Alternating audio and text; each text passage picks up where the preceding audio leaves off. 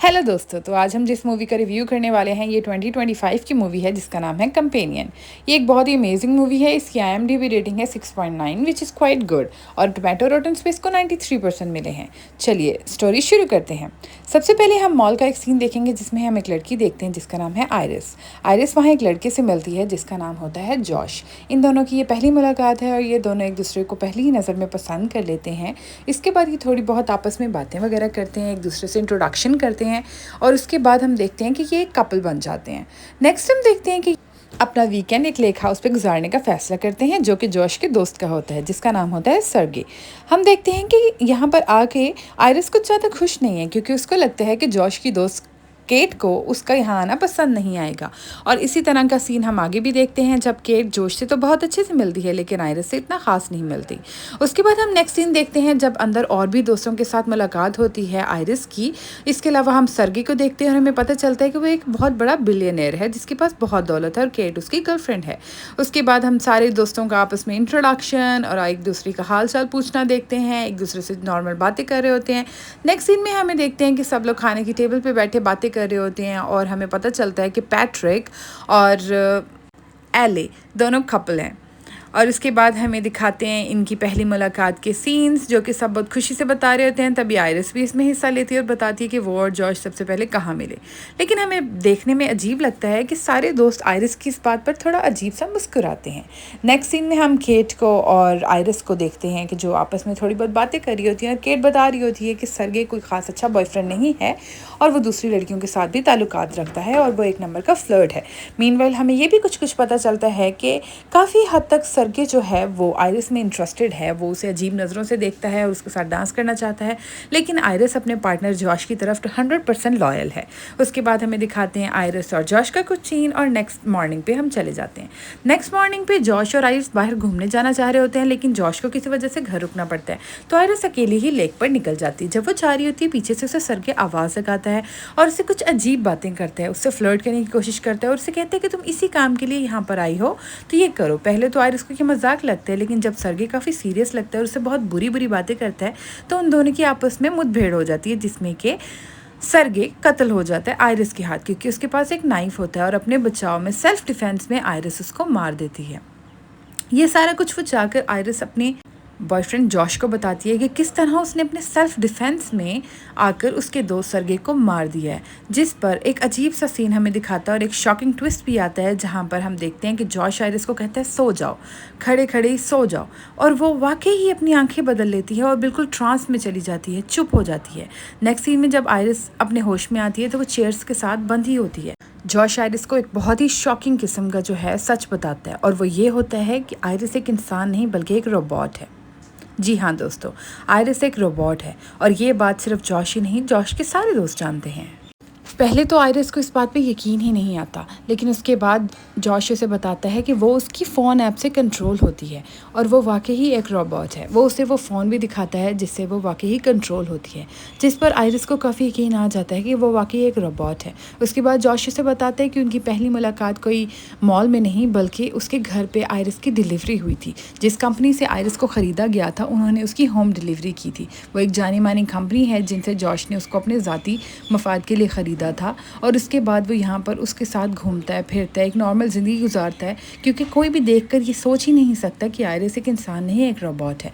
Skin से लेके emotion तक सब कुछ रियल लगता है और आयरिस को भी आज तक यही लगता रहा है कि वो एक इंसान है, एक नॉर्मल इंसान है जो कि जॉश से बहुत प्यार करती है। आयरिस को ये सुन के बहुत तकलीफ़ पहुँचती है लेकिन सच जानकर वो ये बात समझ जाती है कि वो वाकई ही एक रोबोट है और इस चीज़ को एक्सेप्ट कर लेती है कि वो एक रोबोट है। तभी हमें पता चलता है कि केट और जॉश दोनों मिले हुए हैं और इन्होंने जानबूझ के ये ट्रैप सेट किया था ताकि आयरिस के हाथों सर्गे की मौत करवा सकें और उसके बाद उसका 1.2 बिलियन जो कि इसी लेक हाउस में है लेकर यहाँ से भाग जाएं। और ये दोनों एक दूसरे के साथ रिलेशन में हैं, ये भी हमें उसके बाद ही पता चलता है। नेक्स्ट सीन में हम देखते हैं केट को जो कि आयरिस को देखती है कि वो अपने आप को फ्री वहाँ से जॉश का फ़ोन लेकर भाग जाती है और केट उसे कुछ नहीं कर पाती लेकिन जॉश को वो ये बात बता देती है। अगली सुबह हम देखते हैं कि जॉश अपने इस प्लान में एरी को भी ऐड करता है और उसे बताता है कि सब कुछ क्या हो रहा है और उसे एक हिस्सा भी ऑफ़र करता है पैसों का ताकि वो अपना मुंह ना खोले। तभी हमें एक और शॉकिंग ट्रूथ पता चलता है कि एले का पार्टनर पैट्रिक भी एक रोबोट है। जी हाँ दोस्तों, वो भी कोई इंसान नहीं बल्कि एक रोबोट होता है। नेक्स्ट सीन में हम देखते हैं कि आयरिस अपना इंटेलिजेंस लेवल को 40 से 100 पे कर लेती है क्योंकि उसे इस सब ट्रैप से बचना होता है। और तभी हम जंगल में देखते हैं जहाँ पैट्रिक और एले भी आयरिस को ढूंढ रहे होते हैं। पैट्रिक ये अच्छे से जानता है कि वो एक रोबोट है और इसे इस बात से कोई प्रॉब्लम नहीं। वो एले को बताता है कि रोबोट होने के बावजूद उसकी सब मेमोरीज जो कि एले के साथ हैं वो रियल लगती हैं और वो इन्हीं में जीना चाहता है। और ये कि वो और एले हमेशा एक साथ रहेंगे क्योंकि वो एले से बहुत प्यार करते हैं। ये सुनकर एले बहुत खुश हो जाता है। तभी उन्हें आयरिस की आवाज़ आती है। जब वो उसकी तरफ बढ़ते हैं तो देखते हैं कि आयरिस तो पेड़ के पीछे छुपी हुई है। जब वो आयरिस को ढूंढ लेते हैं तो इन तीनों की वहाँ लड़ाई हो जाती है। एले के पास एक गन होती है जिससे वो आयरिस को शूट करने लगता है, लेकिन इन लोगों की हाथापाई की वजह से उसी गन से बेचारे एले का ही खून हो जाता है। नेक्स्ट सीन में हमें दिखाते हैं कि अगले सीन में हम देखते हैं कि जॉश बहुत ही होशियारी से रोबोटिक कंपनी को फ़ोन करके ये बताता है कि उनके भेजे हुए रोबोट जो कि आयरिस है उसमें कोई प्रॉब्लम आ गई है और वो कत्ल करती फिर रही है। इस सब का मकसद सिर्फ ये होता है कि जॉश चाहता है कि जो कुछ हुआ है उस सब का इल्ज़ाम आयरिस पे जाए और वो बहुत आराम से पैसे लेके साइड पे हो जाए। लेकिन तभी हम देखते हैं कि आयरिस बहुत होशियारी से बाहर आकर जॉश की ही गाड़ी चुरा कर वहाँ से भाग जाती है। जैसे ही जॉश को पता चलता है कि एले मर चुका है, वो पैट्रिक को रीसेट कर देता है और उसकी तमाम मेमोरीज जहाँ पर एले था वहाँ जॉश अपने आप को दिखाता है। इससे वो पैट्रिक को कंट्रोल करना चाहता है और ऐसा होता भी है। वो पैट्रिक का एग्रेशन लेवल जो है वो 100 पे कर देता है। उसके बाद नेक्स्ट सीन में हम देखते हैं कि जॉश ने पहले ही अपनी कार चोरी होने की इत्तला पुलिस को दे दी थी, जिस वजह से पुलिस एक जगह पर जाकर आयरिस को पकड़ लेती है और वो आयरिस के साथ सवाल जवाब कर रही होती है। तभी हम देखते हैं कि बहुत ही अग्रेसिव पैट्रिक वहाँ पहुँचता है और उस पुलिस वाले को वहीं पर मार देता है। और उसके बाद नेक्स्ट सीन में जो हम देखते हैं वो ये कि कैट अपनी विंडो से देखती है कि कोई पुलिस की गाड़ी में आ रहा है, लेकिन वो पुलिस वाले नहीं होते, असल में वो होता है पैट्रिक। उसका एग्रेशन लेवल अब इतना बढ़ चुका है कि वो वही करेगा जो जॉश उसे कहेगा, वो उसे मार देगा जिसे जॉश कहेगा। इस वक्त वो आयरिस को जिंदा और सही वापस लेकर आता है, जिस पर वो दोनों खुश भी होते हैं और हैरान भी। लेकिन कैट कहीं ना कहीं सबसे तंग आ जाती है और वो जॉश को छोड़कर यहाँ से जाना चाहती है, लेकिन जॉश पैट्रिक को बोलता है कि इसे भी मार दो और पैट्रिक ऐसा ही करता है, वो कैट को भी मार देता है। उसके बाद अब जॉश आखिरी बार आयरिस को रीसेट करना चाहता है और उससे बात करना चाहता है। वो आयरिस को सारी सच्चाई बताता है और उसे बताता है कि कैसे उसने इसी प्लान के लिए उसको ख़रीदा था। आयरिस जो कि अभी भी जॉश से प्यार करती है, ये सब सुनकर बहुत बहुत दुखी हो जाती है। इसके बाद जॉश आयरिस की इंटेलिजेंस लेवल को बिल्कुल ज़ीरो कर देता है ताकि कुछ रिस्पॉन्ड ना कर पाए। उसके बाद वो उसे कहता है कि वो अपना हाथ जला ले, जो कि वो कर भी देती है। इसके बाद जॉश आयरिस को अपने आप को गोली मारने को कहता है, जिसके लिए भी आयरिस तैयार होती है क्योंकि उसका इंटेलिजेंस लेवल इस वक्त 0% है और वो कुछ भी खुद से सोच या कर नहीं सकती। नेक्स्ट सीन में हम देखते हैं कि रोबोटिक कंपनी आ चुकी होती है और वो बहुत हैरान होती है कि उनके रोबोट बनाए हुए ऐसा कभी नहीं करते जैसा यहाँ हुआ है। तभी हम देखते हैं कि जॉश अपने आप को पुलिस का यूनिफॉर्म पहना चुका होता है, अपने आप को पुलिस दिखा रहा होता है, लेकिन एक आदमी रोबोटिक कंपनी में से थोड़ा बहुत उसको पहचान जाता है। नेक्स्ट सीन में वो बताते हैं कि हमारे हर रोबोट के पेट के अंदर एक ऐसी चिप होती है जो सब कुछ रिकॉर्ड कर रही होती है। अगर हम वो चिप सुने तो हमें पता चल सकता है प्रॉब्लम क्या है। ये सुनकर जॉश बहुत डर जाता है।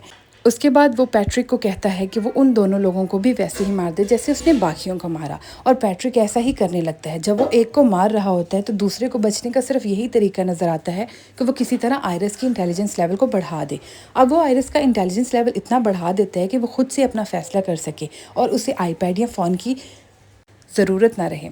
ऐसा ही होता है, जब वो दूसरे को मार रहा होता है तो आयरिस वहाँ पहुंचकर उसे बचा लेती है। वो पैट्रिक को याद करवाती है कि तुम कौन हो और तुम्हारा असल पार्टनर एले था, ना कि जॉश। वो उसे ये भी कहती है कि तुम जानते हो कि हम रोबोट्स हैं और हम झूठ नहीं बोल सकते। वो उसे इतना याद करवाती है कि उसके दिमाग में ये सब चीज़ें और सारी मेमोरीज दोबारा से रिवाइंड होने लगती हैं। उसे याद आता है कि वो एले का पार्टनर था और किस तरह जॉश ने उसे मैनिपुलेट करके इतने लोगों का कत्ल करवाया। ये सुनकर वो बहुत दुखी हो जाता है और आखिरकार खुदकुशी कर लेता है और इस तरह दूसरे इंसान की जान बच जाती है। नेक्स्ट सीन में हम क्या देखते हैं कि जॉश अंदर जाता है और वो लॉकर खोलकर अपने दोस्त सर्गी के सारे पैसे वहाँ कलेक्ट कर रहा होता है, क्योंकि उसका प्लान होता है कि यहाँ से जल्द निकलकर कहीं दूर और सेफ भाग जाए। नेक्स्ट सीन में हम देखते हैं कि आयरिस वापस आ जाती है और वो गन को जॉश पर पॉइंट करती है। वो अब भी जॉश को मारने में हेजिटेट कर रही होती है क्योंकि वो अब भी कहीं ना कहीं जॉश के लिए फीलिंग्स रखती है। लेकिन जॉश जो है वो एक सेकंड नहीं सोचता और दोबारा से उसको मारने की कोशिश करता है। दोनों की काफ़ी हाथापाई हो जाती है और इसी हाथापाई में जॉश की भी जान चली जाती है। और ये मूवी दोस्तों यहीं पर एंड हो जाती है। और अब हम देखते हैं कि आयरिस एक फ्री रोबोट है, उस पर किसी किस्म का कोई कंट्रोल नहीं है और वो जॉश की गाड़ी लेकर वहाँ से चली जाती है। जाते हुए वो एक कंपेनियन रोबोट देखती है अपने ही जैसा और वो उसको हाथ हिलाकर हाय बोलती है। पर दोस्तों समझ में ये नहीं आता कि इस तरह की एडवांस मूवीज़ हमें क्या कहने की कोशिश कर रही हैं कि आने वाले वक्त में रोबोट्स हमारी ज़िंदगियों में इस तरह से आ जाएंगे, या रोबोट्स को फुल पावर्स मिल जाएंगी, या वो किसी के कंट्रोल में रहेंगे। मुझे समझ नहीं आता कि अगर ऐसा हो जाएगा तो क्या होगा। खैर, मिलते हैं एक नई वीडियो में। Bye bye.